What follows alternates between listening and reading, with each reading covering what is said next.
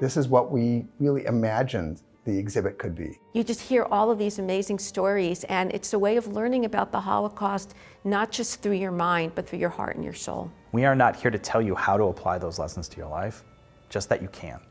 Can you talk about what the museum exhibition was before the renovation and why the change? When the exhibit was first created all those years ago, it was following what at the time were best museum practices. But of course, we know so much more now. We know more about wanting to be sensitive to the humanity of the victims and not tell a perpetrator-centered story. We're surrounded here by pictures of the local Holocaust survivors.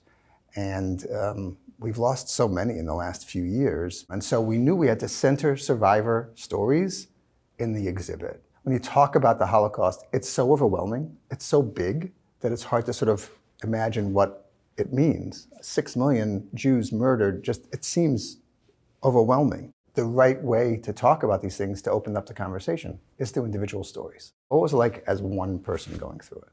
They gave us a few minutes to scoop up whatever we could, and they marched us to a train station where there was a long line of cattle cars. And they would shove in as many people as they could in each of those box cars.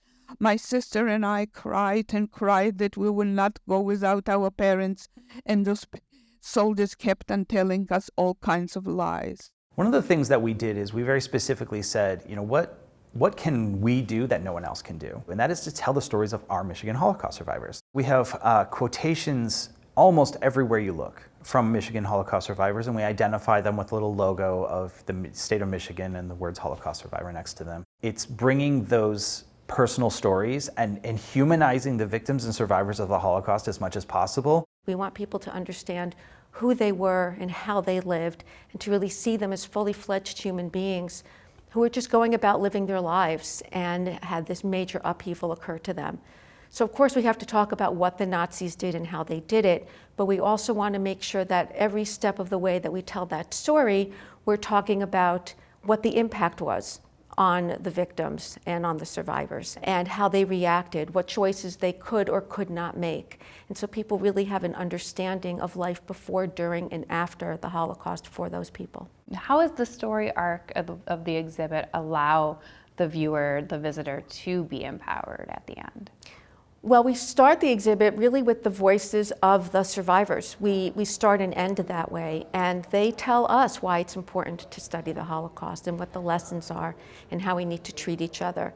And then we move into talking about pre-war Jewish life so that people have an understanding of what life looked like and that it wasn't monolithic, that there were religious Jews and secular Jews, Eastern European, Western European, urban and rural, etc., so that people really understand who we're talking about, so that when we start to talk about the rise of the Nazi Party and their hateful ideology and what they were trying to do, there's an understanding that there were real people who were impacted by their ideology, which eventually became state policy. There's another room for contemplation, and there we talk about modern atrocities, mass atrocities, the creation of the idea of genocide, which came out of the Holocaust, what contemporary anti-Semitism looks like and how it draws on these old tropes to tell the same kinds of lies through history and how they're still being used today. One of the things that we've included in that last exhibit is that these kinds of terrible things happen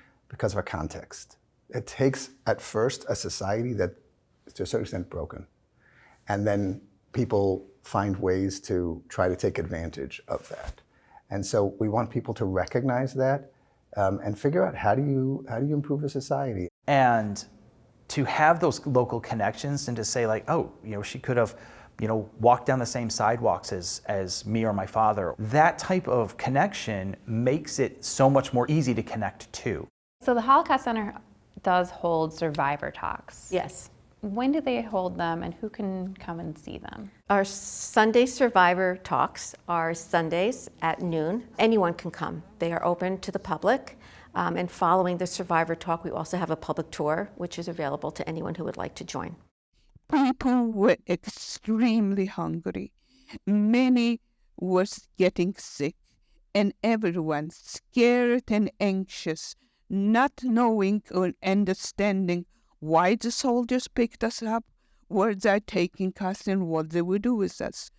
It's hard to know what to say. You know, when a survivor gives their talk, in many ways they're reliving their experience every time. And so what else can we say but thank them profusely for their willingness to do that and impart their memory to us. I do think that the people who have chosen to speak and speak on a regular basis are doing so because they really do believe that they can make a difference, and they really believe that by telling their story, they can help the next generation work to make the world a better place. And I think that it's that belief in the future and the possibility of humanity and not having given up on humanity that really comes through in their talks. But as you can see, I survived.